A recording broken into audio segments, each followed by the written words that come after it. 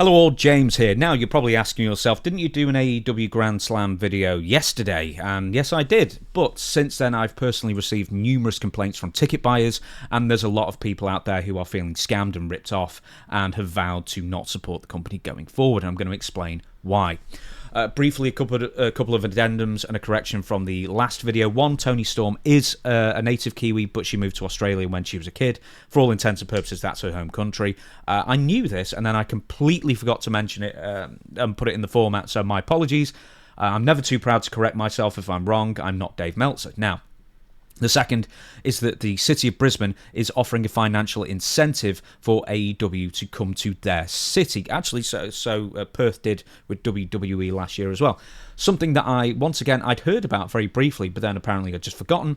But that still doesn't detract from any of the criticisms for AEW in the previous video. In fact, it just adds Brisbane City Council to the list of incompetents and idiots who have helped put this shambles together. Now, one more thing that needs mentioning is that the Brisbane Entertainment Centre is in the north of the city and isn't the easiest venue to get to. Now, somebody who lives in Australia wrote to me this morning and said that they believe that there's going to be limited public transport that weekend, so you may have to be prepared to walk to the Brisbane Entertainment Centre if that indeed is the case. Once again, it's one person telling me this. Make your own inquiries and make sure you're going to get there in plenty of time and don't get sort of stuck. If that might be the case. Now, on to people getting ripped off. The first thing that comes up on Google when you search, quote, is AEW Grand Slam, is always followed by a pay-per-view. And then so is the second search if it's is AEW Grand Slam Australia a pay-per-view.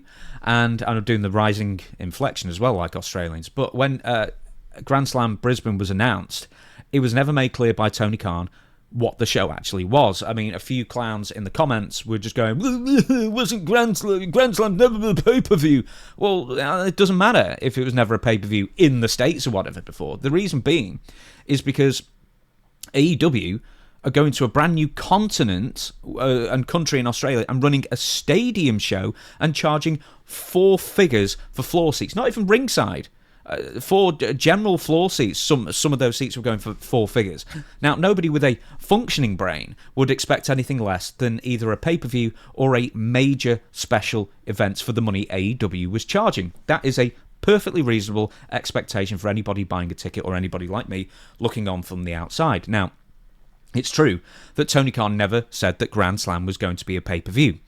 But he also didn't not say it would be a pay-per-view either. So, in fact, he was so incredibly vague about what Grand Slam or how Grand Slam would be disseminated that even as recently as late November, when pressed on the matter during the AEW Full Gear media call, he was still fairly vague about it. As far as how it's going to run, I think it will present some challenges in terms of the timing of the event and the time zones as far as presenting it as a conventional pay-per-view here domestically. I think it's something to keep an eye on. One of the great things about our media rights deal now is the opportunity to have our TV shows also their streaming specials. All of the Dynamite and Collision episodes will be on TBS and TNT respectively, but they're also going to live stream on Max, which is really exciting. And Grand Slam Australia is in Q1, and it's going to be one of the major AEW events for sure. But it'll be a great event, and everyone's going to be able to see it. I think the time zones present some challenges, and asking everyone to pay as a pay-per-view for that. So it's definitely something we're going to make available to our fans here domestically, though. So 2.5 months out, and he still has no idea, only hinting that running a show as a pay-per-view in Australia might be logistically difficult. Yet another example of slapdash, accept the money now, figure it out later attitude that has got Tony Khan into this PR palaver. Now, yes, running a pay-per-view in Australia for the US market is challenging. How did that take AEW so many months to figure that one out that Australia, and this might be Central Australia, not even Western Australia, it could be even more, at least 16 hours ahead of Eastern time, that might pose a little problem. WWE has done it, UFC's done it, boxing does it, golf does it. They all broadcast shows outside the US and run into timing issues. This cannot be a mystery to anybody in 2025. So while Tony Khan and co. were all but ignoring Grand Slam's existence since that announcement, thousands of fans were buying up tickets on blind faith that they were getting an important show for their hard-earned money.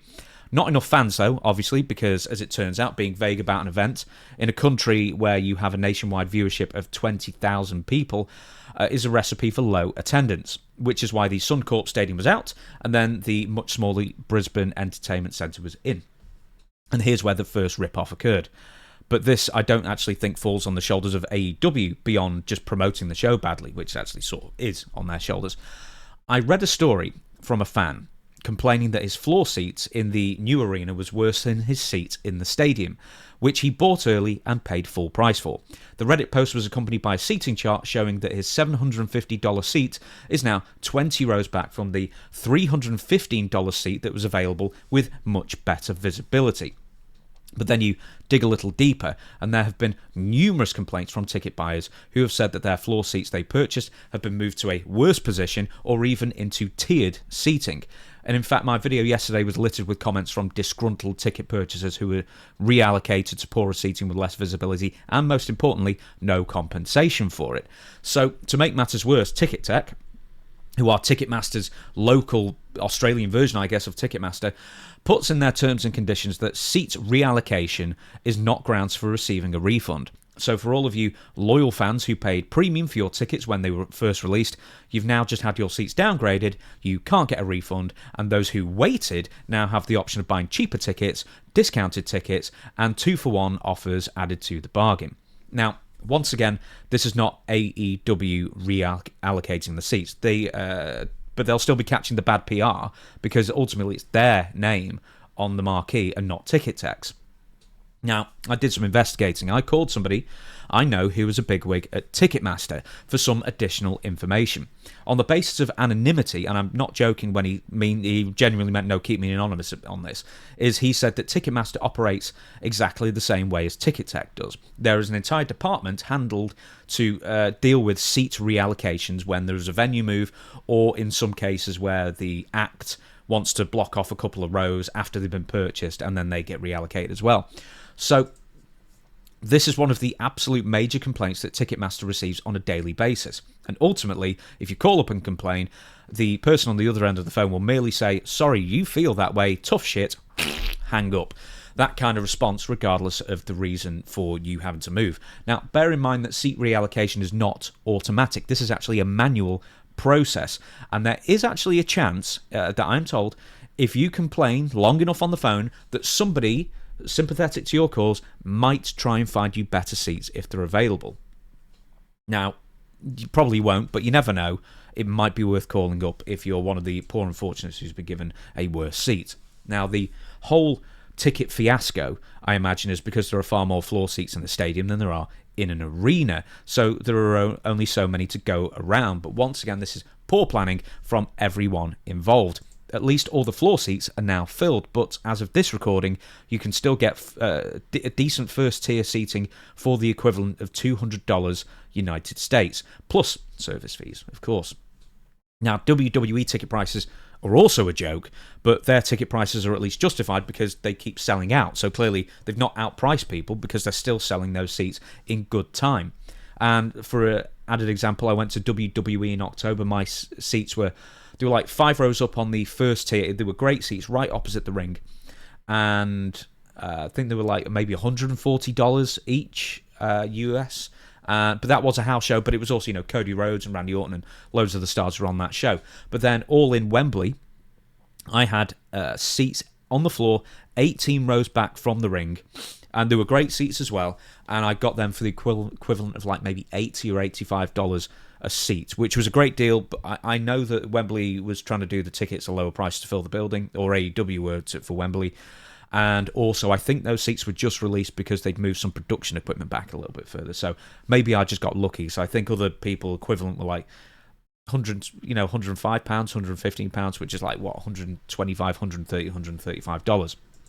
That being said, $200 is really expensive, and I'll tell you why in a second. Now, here's where AEW does need to take the blame, absolutely. You book a stadium show, you raise the expectations for your debut in Australia while giving people no indication of what your show is going to entail. You ultimately sell over 10,000 tickets that are very highly priced, and then you announce that you're giving the Australian fans, the debuting Australian fans on the debut show, an AEW Collision taping.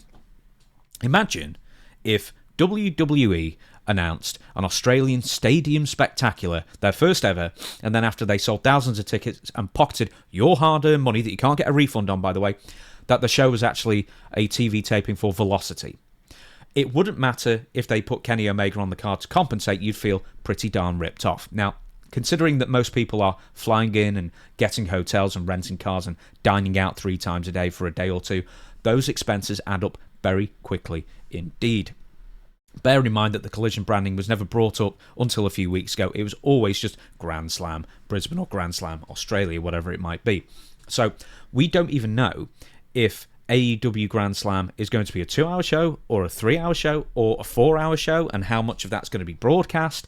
Is it all going to be broadcast and it's going to be 2 hours? Is it going to be a 4-hour show with 2 hours of dark matches or like specials on Max, or catch the whatever other matches you missed on Max and whatnot? Nobody seems to know at this point, and we're 8 days away, 9 days away from the big show. Now, AEW, once again, even if inadvertently, they raised the expectations and the importance of the show with the original prices and the original stadium venue, and yet they are still giving the fans their least important show. It's almost a shame at this point that they don't just resurrect Rampage or AEW Dark for a one-off just to really make the fans feel that they were dicked over. Now, this is all what AEW bumlicker Dave Meltzer would call a perception problem, but what people who live on planet Earth would call a horrible PR move, or indeed a series of horrible PR moves.